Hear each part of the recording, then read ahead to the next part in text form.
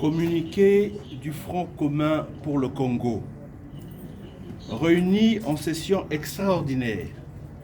ce jeudi 22 octobre 2020, les chefs de regroupements et partis politiques membres du Front commun pour le Congo ont fait le tour d'horizon de la situation politique du pays au lendemain de la cérémonie irrégulière de prestation de serment des personnalités nommées de manière illégale en qualité de juge à la Cour constitutionnelle. Le FCC constate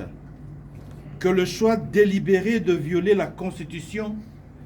a été consommé jusqu'au bout, allant jusqu'à toucher aux symboles et rituels de la République à travers un passage en force qui fera date dans les annales sombres de l'histoire politique du pays à plus d'un titre. Le FCC tient à féliciter tous ces cadres évoluant au sein des institutions pour avoir refusé de cautionner une violation si flagrante de notre loi fondamentale, démontrant par la même occasion qu'il constitue une majorité réelle, vivante, unie, pétrie des principes républicains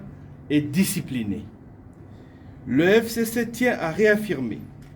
que sa position sur ce dossier de nomination de nouveaux juges constitutionnels reste inchangée. En effet, la nullité des nominations des 10 juges étant de plein droit conformément à la loi organique pertinente, le FCC ne reconnaît pas ces derniers et ne se sentira lié par aucun acte qu'ils poseront. Le FCC rassure l'opinion tant nationale qu'internationale qu'il poursuivra son combat dans le respect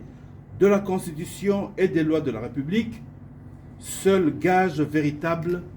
d'un État de droit, et qu'il usera de toutes les voies légales pour atteindre ce noble objectif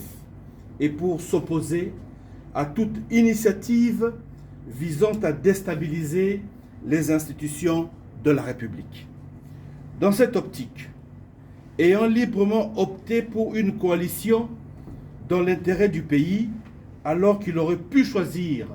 la cohabitation, le FCC se dit prêt à assumer ses responsabilités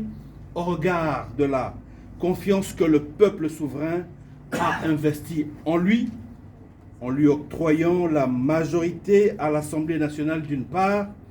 et des prescrits de la Constitution d'autre part. Le FCC prend à témoin la population et lui demande de rester mobilisée afin de faire barrage à toute tentative tendant à liquider l'héritage d'un combat commun en vue de l'instauration des institutions démocratiques dans notre pays, combat couronné par la première alternance pacifique du pouvoir. Fait à Kinshasa le 22 octobre 2020